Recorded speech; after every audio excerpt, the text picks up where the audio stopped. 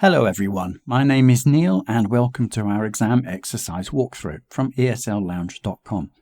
Today we're working through C1 Advanced, Keyword Transformations, exercise number CAE054. Let's start with question number 1. The original sentence is, they'll blame the failure of the festival on the weather. The keyword is down, and the second sentence is, the failure of the festival blank the weather. The correct answer is, the failure of the festival will be put down to the weather. The phrase will be put down to means that the cause or reason for something is blamed on a specific factor. It implies that the weather is considered the reason for the festival's failure. Another example, his success can be put down to hard work. Moving on to question 2. The original sentence is, when people speak down to my sister, she hates it. The keyword is being. And the second sentence is, my sister hates blank to like that. The correct answer is, my sister hates being spoken down to like that. The phrase being spoken down to indicates that someone is talked to in a condescending or patronizing manner. It shows that my sister dislikes such treatment. Another example, she resents being spoken down to by her colleagues. Next up, question 3. The original sentence is, I know it's dangerous, but I love hang gliding. The keyword is may. And the second sentence is, dangerous blank, I love hang gliding. The correct answer is, dangerous though it may be, I love hang gliding.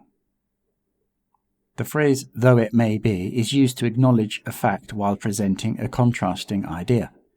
It means that despite the danger, the speaker enjoys hang gliding. Another example, though it may be difficult, I am determined to succeed. Moving to number 4. The original sentence is, I'd prefer you not to stay out so late. The keyword is rather. And the second sentence is, I'd blank stay out so late. The correct answer is, I'd rather you didn't stay out so late. The phrase, rather you didn't, expresses a preference for someone not to do something. It indicates that staying out late is not desirable. Another example, I'd rather you didn't smoke in the house.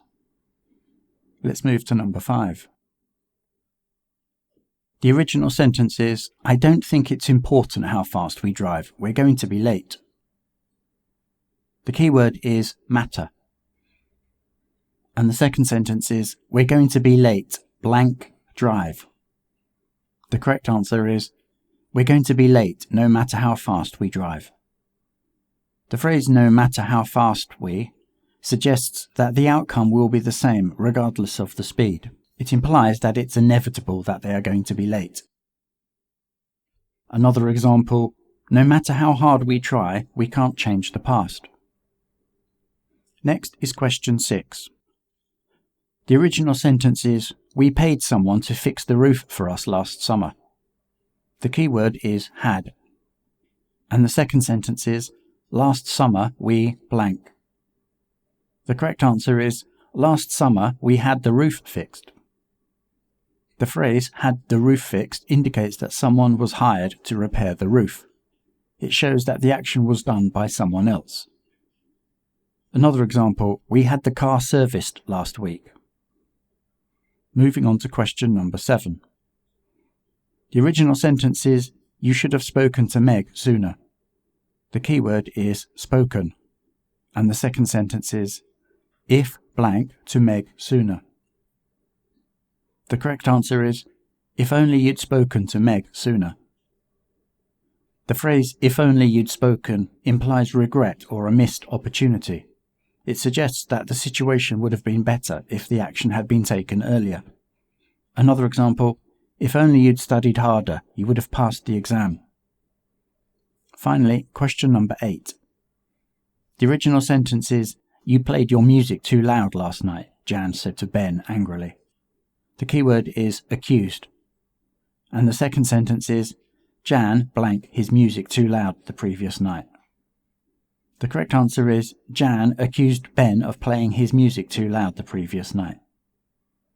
The phrase accused Ben of playing indicates that Jan blamed Ben for the loud music. It shows that Jan was upset about the noise. Another example, she accused him of breaking the vase.